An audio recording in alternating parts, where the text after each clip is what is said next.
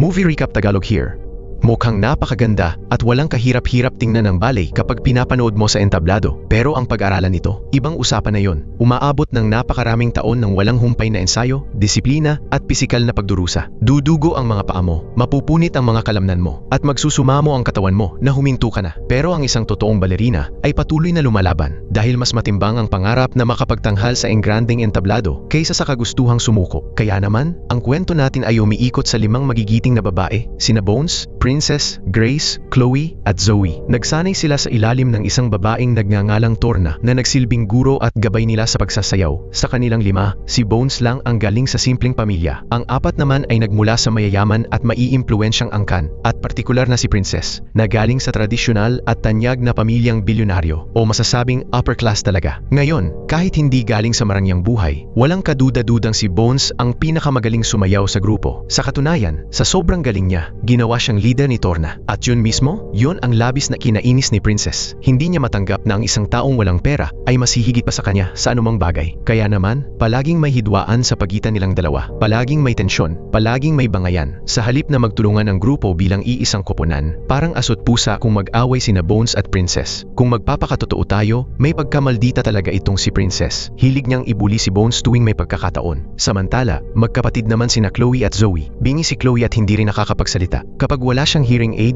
wala siyang naririnig kahit ano. Kaya naman, palagi siyang kinakausap ni Zoe gamit ang sign language. At si Grace naman, si Grace yung taong napakarelihiyoso. Umiiwas siya sa anumang bagay na sa tingin niya ay makasalanan o mali. Hanggang sa isang araw, isang napakalaking oportunidad ang dumating sa kanila. May gaganaping International Ballet Gala sa Budapest, Hungary. Kung makakapagtanghal sila roon, makikilala sila sa buong mundo bilang mga profesional na ballet dancer. At kung mananalo sila, pwedeng-pwede nitong mapalago ang karera nila sa paraang pinapangarap lang nila noon para sa sinumang seryosong ballet dancer. Ito na ang tsansang dumarating lang ng minsan sa buhay. Pero may problema. Kailangan ng malaking pera para makasali. At walang-wala si Bones. Laking gulat ng lahat nang sumaklolo ang ina ni Princess at nag-alok na i-sponsor si Bones para makasama ito sa grupo. Ngayon, maiisip mo sigurong okay lang yon kay Princess, di ba? Mali. Mas lalo lang nitong pinatindi ang galit at inggit niya kay Bones. Nang gabi, bago ang nakatakda nilang pag-alis patungong Hungary, nagkaroon ng matinding sagutan ng dalawa. At mabilis itong lumala hanggang sa tuluyan ng masuntok ni Bones si Princess sa mismong mukha. Dahil dito, labis na nag-alala si Torna. Alam niyang kapag hindi nagkasundo ang dalawang ito, masisira ang performance ng buong grupo. Pero wala na siyang magagawa roon ngayon. Kinabukasan, sumakay na silang lahat sa eroplano at lumapag sa paliparan sa Hungary. Mula roon, umarkila sila ng bus para ihatid sila sa Budapest. Ang kalsada ay bumabaybay sa gitna ng isang napakalago at madilim na kagubatan. Milya-milyang puno lang ang makikita, walang kahit isang bahay, at walang kaunting senyales ng tao. Naka-schedule ang programa nila, mismong gabing iyon. Ilang oras na lang ang natitira sa kanila. Pero, biglang nagka-disaster. Nasiraan ang bus sa gitna mismo ng liblib na kalsadang iyon. Sinabi sa kanila ng driver na matatagalan ang pagkukumpuni. Nagabang sila, pero wala man lang kahit isang sasakyang nagdaan. Gumawa ng ilang tawag si Torna, at nalaman niyang kapag hindi sila nakarating sa tamang oras, ibibigay sa ibang grupo ng ballet ang slot nila. Kailangan nilang makarating doon, anuman ang mangyari. Nilabas ni Zoe ang kanyang guidebook, at tiningnan ang mapa ng lugar. Ang pinakamalapit na bayan ay may 2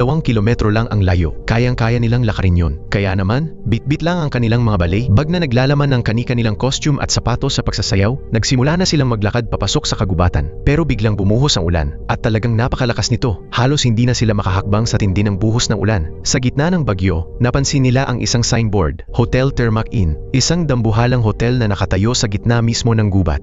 Nagmamadali silang naglakad patungo rito. Habang papalapit sila sa pasukan, isang lalaking naglilinis sa labas ang nagtangkang magbabala sa kanila. Kumakaway ito at may gustong sabihin. Mukhang pinapakiusapan silang huwag pumasok sa loob. Pero bago pa nila ito maunawaan, may isa pang lalaking lumabas mula sa loob ng hotel. Ang pangalan niya ay Osip. Nagpakilala siya, nakinig sa sitwasyon nila, at malugod silang pinatuloy para makapagpahinga. Sinabi pa niyang ipag-arkila niya sila ng taxi para makarating sa pagtatanghala nila. Kaya naman, pumasok silang lahat sa loob. Sinubukan ni Princess na tawagan ang kanyang ina, pero walang signal. Sa loob, nakakita sila ng isang lugar na parang bar kung saan may mga taong nagpapakalunod sa alak at nagsusugal. Dahil relihiyoso si Grace, hindi talaga siya naging komportable sa nakita. Pero ano pa nga bang pili nila? Samantala, sa isang maliit na entablado roon, may isang kabataang lalaki na kumakanta. At sa sandaling tumama ang paningin ni Chloe sa kanya, may kakaibang kislap na nabuo. Isang tahimik na palitan ng mga tingin. May bahid ng pagkakagusto sa isa't isa. Mula naman kay Osip, may nalaman silang isang kawili-wiling detalye. Ang mismong may-ari ng hotel na ito ay isang dating balerina. Ang pangalan niya ay Devora. Nakatakda sana siyang maging isa sa pinakahustong balerina sa buong mundo. Pero winakasan ng isang aksidente ang lahat. Hindi na siya muling nakapagsayaw pa. May nakasabit pang ang larawan niya sa dingding na nakunan habang sumasayaw sa rurok ng kanyang kasikatan. Pagkatapos, pumasok ang isa pang tauhan sa hotel. Isang babaeng nagngangalang Sona at sinabihan silang magpalit na ng basang damit para makapagpahinga. Ipinaalala ni Torna na nagmamadali sila pero pinasiguro ni Osip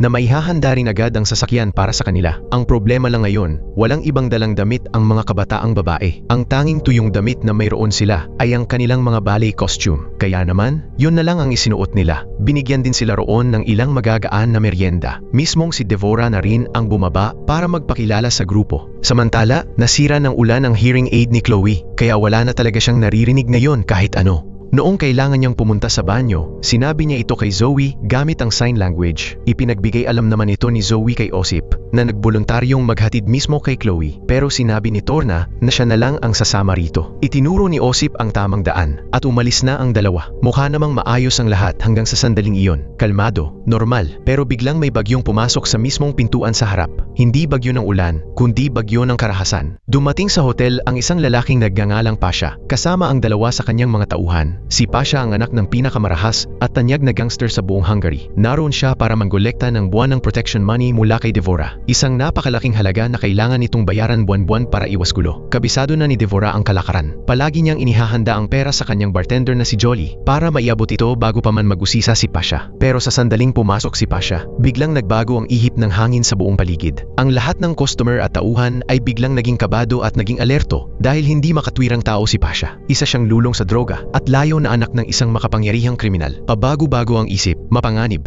Ang tipo ng tao na pwedeng magwala o manakit anumang oras. Kaya habang hinahatid ni Torna si Chloe patungong banyo, may tumugtog ng Sugar Plum Fairy sa piano sa may bar. Isang tugtugin na sadyang ginawa para sa ballet. Nang marinig ito, ninais ni Zoe na umakyat sa entablado para sumayaw. Kinalabit at kinumbinsi niya ang iba pa na nagdadahilang magandang warm-up ito bago ang totoong pagtatanghal nila. Noong una ay nagatubili pa sina Bones at Princess. Hindi naman kasi nila paboritong gawain ang magkasamang sumayaw. Pero sa huli, pumayag na rin sila. Kung sa bagay, kailangan naman talaga nila ng ensayo. Samantala, matapos ihatid si Chloe sa banyo, naglalakad si Torna sa isa sa mga pasilyo ng hotel nang makarinig siya ng kakaibang ingay mula sa likod ng isang pinto. Dinala siya roon ng kanyang kuryosidad. Sumilip siya sa awang ng pintuan at ang nakita niya ay nagpatindig ng kanyang balahibo. Naroon sa loob si Devora kasama ang dalawa pang lalaki. May nakatali silang tao sa isang upuan at bilang parusa sa isang bagay, pinuputol ni Devora ang dila ng lalaki. Doon mismo, nang walang pag-aalinlangan, halos tumigil ang tibok ng puso ni Torna. Agad niyang napagtanto na ang lugar na ito ay hindi ligtas, kahit kaunti. Mabilis siyang tumalikod at tumakbo patungong banyo para balaan si Chloe. Pero nasa loob pa rin ito. Hindi na makapaghintay si Torna. Patakbo siyang bumaba para balaan ang iba pa. Pero sa sandaling makarating siya sa may bar, hinarang at kinorner siya ni Pasha. Puwersahan siyang binastos nito at hinawakan sa maselang bahagi ng katawan.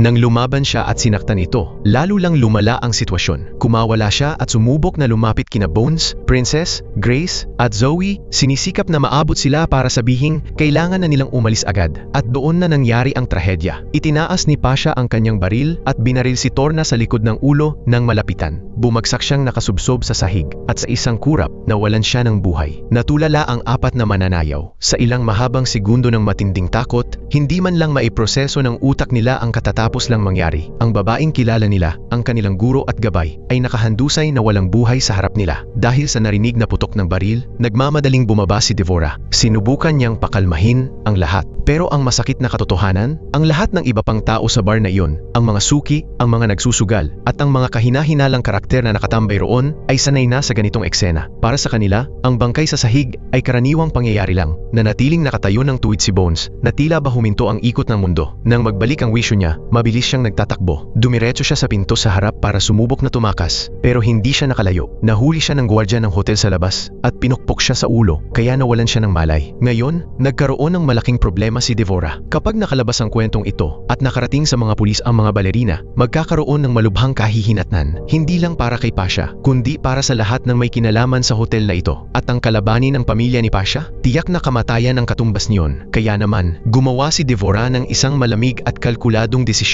Kailangang patahimikin ang mga mananayaw na ito habang buhay. Pero naging matalino siya rito, hindi niya agad ipinahalata ang kanyang maitim na balak. Sinabi niya kina Princess, Grace, at Zoe na natawagan na ang mga pulis at parating na ang saklolo. Nangako siyang pananatilihin silang ligtas hanggang sa dumating ang mga ito. At dahil sa labis na pagtitiwala, naniwala naman ang tatlo sa bawat salita niya. Inutusan ni Devora si Osip na ihatid sila sa silong o basement. Ang basement ay tila isang labirinto ng mga silid na may mabigat na pintuang bakal sa itaas ng hagdan. Inakay sila ni Osip sa isa sa mga kwarto at sinabihan silang maghintay roon. Nangangatog sa takot si Grace, kaya naman binigyan siya ni Osip ng candy at sinabihang kainin ito para kahit paano ay kumalma ang kanyang kalooban. Pagkatapos, ikinandado niya ang pinto mula sa labas, pati na rin ang pintuang bakal sa itaas ng hagdan. Sinabi niya sa kanila mula sa labas ng pinto na papayagan silang lumabas sa sandaling makarating na ang mga pulis. Walang nakakaalam sa kanila, kahit isa, na ang totoong plano ni Devora ay patayin silang lahat. Isinama sina Zoe at Princess sa isang silid. Samantala, si Bones, na walang malay at nakatali ang mga kamay at paa, ay itinapon sa hiwalay na kwarto kasama si Grace. Sadyang pinili ni Princess na lumayo kay Bones, kaya hinila niya si Zoe kasama niya sa kabilang silid. Ang babaw ng away nilang dalawa, kahit pa nasa gitna na sila ng sitwasyong buhay at kamatayan. At yung kending ibinigay ni Osip kay Grace, hindi yon candy, lason o droga yon. At sa loob lang ng ilang minuto, nawalan na si Grace ng kontrol sa kanyang isip.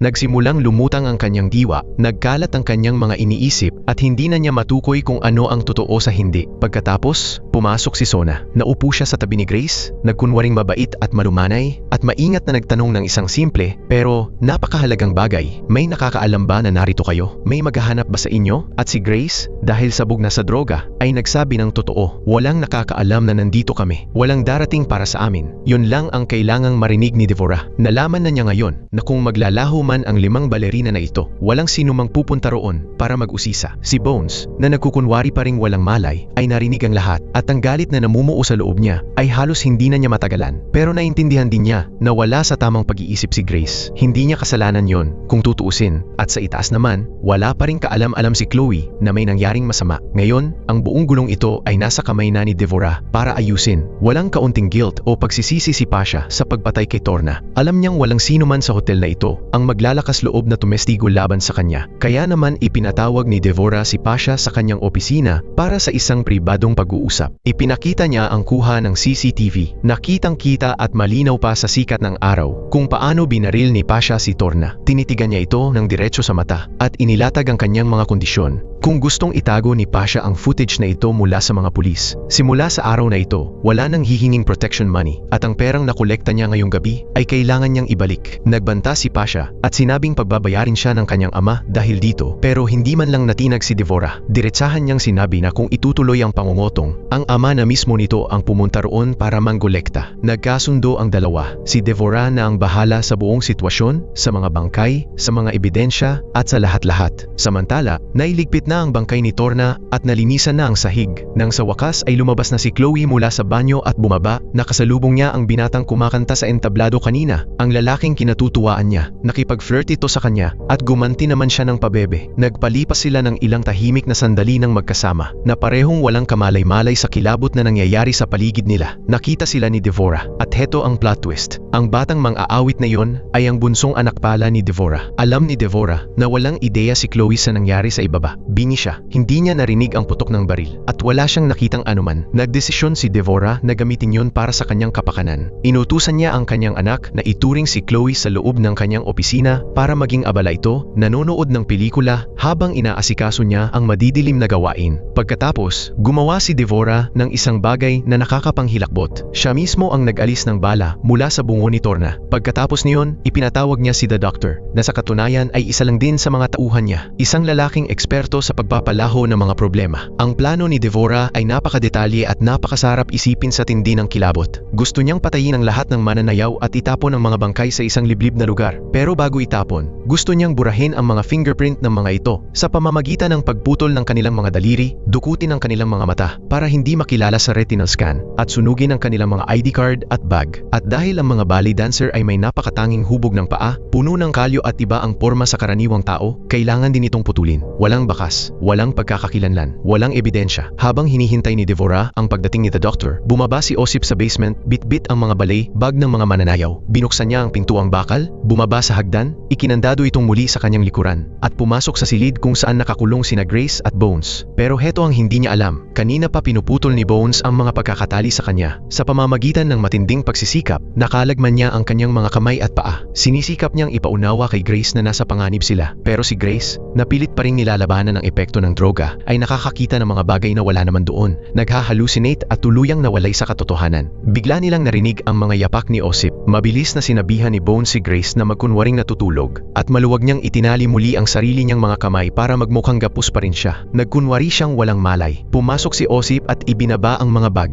Pero sa halip na umalis, may masamang pagnanasa ang nag-alab sa loob niya. Tiningnan niya si Grace, na walang kalaban-laban at madaling biktimahin, at lumapit dito na may masamang balak. Doon na sumugod si Bones. Nilundag niya ito gamit ang isang patalim na itinago niya at nalaslas ang mata nito. Isang madugong labanan ang sumiklab. Nilabanan siya ni Bones gamit ang natatanging sandata na mayroon siya, ang kanyang katawan bilang mananayaw. Ang bawat sipa, bawat ikot, at bawat galaw na ginugol niya ng maraming taon para maperpekto ay naging isang nakakamatay na sandata. Nakatanggap din siya ng mga mabibigat na suntok, pero hindi siya huminto. Sa sobrang tindi ng labanan, nabasag nila ang manipis na dingding na naghihiwalay sa dalawang silid, kung saan nagtatago sina Princess at Zoe. Napasigaw sa tindi ng takot ang dalawa. Paralisado sila sa takot kaya hindi man lang nila nagawang tumulong. Pero sa huli, nagwagi si Bones. Nagpakawala siya ng isang napakalakas na sipa na nagpasuray kay Osip patras, diretso sa isang matulis na bakal mula sa isang pandekorasyong estatwa. Ang matulis na bakal na iyon ay natanggal at naihagis ni Grace, na sa isang maikling sandali ng pagbabalik ng ulirat ay inihagis ito kay Osip. Bumaon ito ng direkta sa katawan nito. Patay si Osip. Matapos makabawi ng lakas, gumawa ng plano ang apat. May maliit na patalim si Bones. Binigyan niya ng piraso nito ang bawat isa. Isiningit ng bawat isa sa kanila ang matatalas na piraso sa loob ng kanilang mga sapatos sa balay, doon mismo sa may dulo ng mga daliri ng paa. Sa ganoong paraan, kapag may sumugod sa kanila, sapat na ang isang swaktong sipa ng balay para bumaon ng patalim sa katawan ng kalaban. Hindi pa rin makapaniwala si Princess, nakaaway talaga nila si Devora. Umaasa pa rin siyang darating ito para iligtas sila, pero mabilis siyang binaliwala ni Bones. Sinabi nitong kung may parating na saklolo, dapat ay kanina pa ito nakarating. Doon lang tuluyang nagising ang lahat sa katotohanan. Si Devora ang totoong panganib.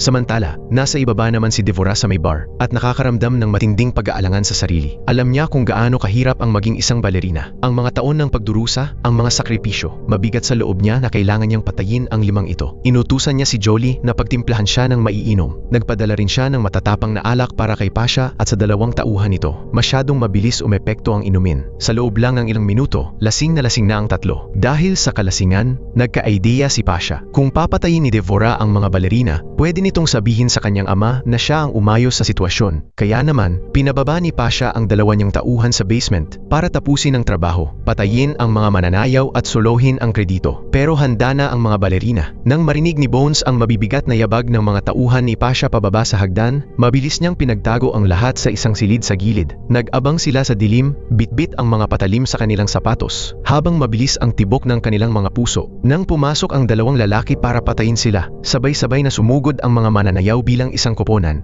Ginamit nila ang kanilang pagsasanay sa pagsasayaw bilang estilo sa pakikipaglaban. Napabagsak nila ang dalawang lalaki at napatay ang mga ito. Lalo pang naging madali ang laban dahil sa kalasingan ng mga lalaki. Matapos ang bakbakan, gumawa sila ng desisyon. Susubukan nilang tumakas sa pamamagitan ng labasan sa basement. Pero may biglang nakapuna. Nasa itaas pa rin si Chloe at hinding-hindi nila ito iiwan doon. Doon na naghiwalay ang grupo. Tumangging umakyat si Princess. Sinabi niyang maghahanap na lang siya ng sarili niyang matatakasan doon mismo sa basement. Kaya naman, umakyat sina Bones, Grace, at Zoe para hanapin si Chloe. Habang naiwang mag-isang nag-iikot si Princess sa ibaba. Sa itaas naman, nakarating na si The Doctor. Pinababa muna siya ni Devora sa basement para asikasuhin ang bangkay ni Torna, para tatarin ito at sirain ang mga ebidensya. Nagpalaboy-laboy si Princess sa mga pasilyo ng basement, naghahanap ng labasan, pero walang anumang labasan doon. Sa halip, may mas malala pa siyang natuklasan. Naglakad siya lagpas sa silid kung saan tinatattad ng doktor ang katawan ni Torna. Halos ikabaliw niya ang nakita. Patakbo siyang bumalik sa itaas. Nangangatog ang buong katawan at halos hindi makahinga. At pagdating niya roon, wala siyang natagpuan kahit isa sa kanyang mga kaibigan.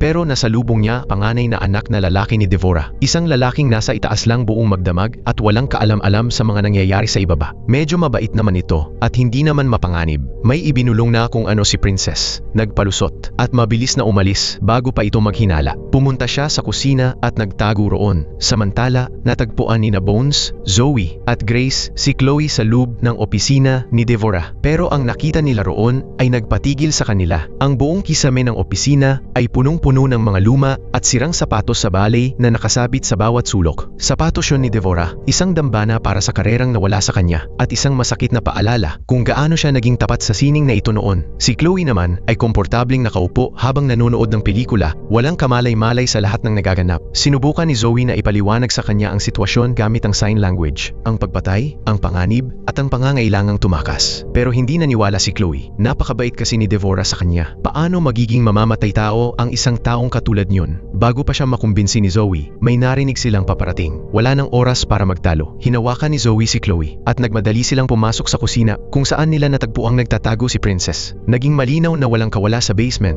dahil wala namang nahanap na labasan doon si Princess. May nakita silang telepono sa kusina. Kinuha nila ito at sinubukang tumawag ng saklolo. Pero saktong may narinig na naman silang mga yapak. Naghiwa-hiwalay ang lahat para magtago. Ang ilan ay pumasok sa loob ng mga cabinet, habang ang iba naman ay umakyat sa matataas na salansanan. Ang panganay na anak na lalaki pala ulit ni Devora ang pumasok para kumuha ng merienda sa hating gabi. Pero may napansin ito. Ang kordon ng telepono ay nakasungkit papasok sa isa sa mga cabinet. Nasa loob si Princess. Mahigpit na yakap ang telepono at desperadong sumusubok na tumawag. Biglang binuksan ng lalaki ang cabinet at nagbunot ng baril. Pero bago pa ito makaputok, biglang lumundag si Bones mula sa itaas at dinaluhong siya. Isa-isang sumaklolo ang iba pa. Sama-sama nila itong pinagtulungan hanggang sa mapatay nila ito. Pagkatapos niyon, nagkaroon sila ng pagtatalo. Sino ang hahawak ng baril? Iginiit ni Princess na sa kanya na lang dapat ito dahil marunong talaga siyang bumaril. Sumang-ayon naman si Bones kaya iniabot niya ito. At sa sandaling iyon, may nagbago sa turingan nilang dalawa. Sa unang pagkakataon, hindi na sila nag-aaway. Magkasama na silang lumalaban. Nagkasundo silang lahat. Simula sa sandaling ito, kikilos sila bilang isang koponan. Wala nang samaan ng loob. Wala nang pataasan ng ego. Kaligtasan na lang ang mahalaga. Habang sa basement naman, natuklasan na ni Devora ang mga bangkay ng dalawang tauhan ni Pasha at ni Osip. Napagtanto niyang nakatakas ang mga mananayaw sa kanilang silid,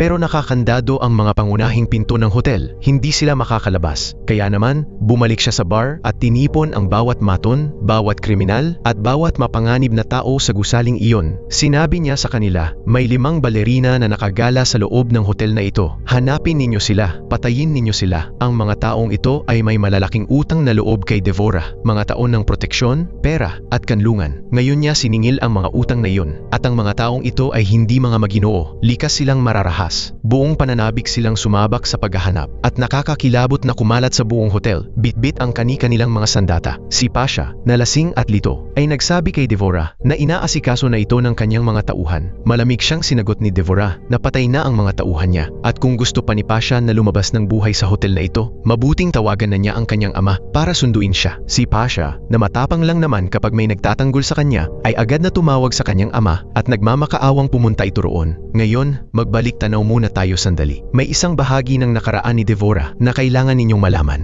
Maraming taon na ang nakalilipas, noong kabataan pa ni Devora. Isa siyang pambihirang ballet dancer. Nakatakda sana siya para sa isang maningning na kinabukasan. Pero ang ama niya ay nagkautang sa ama ni Pasha, ang pinuno ng pinakakinatatakutang sindikato ng krimen sa buong Hungary. Nang hindi makabayad ang kanyang ama, gumawa ng isang karumal-dumal na bagay ang ama ni Pasha. Ipinaputol nito ang isa sa mga binti ni Devora. Sa isang iglap, ang pangarap niyang maging isang balerina ay nawasak ng isang malupit na gawa. Simula sa araw na iyon, nabuhay si Devora para sa iisang bagay na lamang, ang paghihiganti. Itinatag niya sarili niyang imperyo ng krimen mula sa wala. Nanatili siyang malapit sa pamilya ni Pasha, nagbabayad ng protection money, at nagkunwaring isang tapat na tagasunod. Pero sa pangkalahatan, naghihintay lang siya, nag-aabang sa araw araw na mapapapunta niya ang ama ni Pasha sa kanyang mismong harapan. At ngayon, dahil sa natatarantang tawag ni Pasha, sa wakas ay dumating na ang araw na iyon. Nang malaman ni Devora na papunta na ang ama ni Pasha, kumilos siya ng mabilis. Ikinulong niya si Pasha sa loob ng isang kahon na hugis kabaong. Pagkatapos, nilibot niya ang buong gusali at nagtanim ng mga pampasabog, mga makapangyarihang bomba sa bawat sulok, bawat pasilyo, at bawat palapag, na lahat ay nakakonekta sa iisang detonator na hawak niya. Sinisikap ng 5 balerina na makatakas, pero tinutugis sila ng isang pangkat ng mga armadong maton sa buong hotel. Nagtatakbo sila, nagtago, at nakipaglaban hanggang sa makarating sila sa sala. Sinubukan ni Bones na makiusap sa kanila, nagmakaawa siyang paalisin na lang sila, pero walang nakikinig. Kaya naman, humarap si Bones sa kanyang koponan. Tinitigan niya ang bawat isa sa kanila sa mata, at sinabi ang isang bagay na nagpabago sa lahat: dumaan tayo sa impyerno para lang maging mga balerina. Mga taon ng sakit, mga taon ng sakripisyo. Hindi tayo sumuko noon, at hindi tayo susuko ngayon. Oras na para gamitin ang lahat ng ating natutunan. At doon,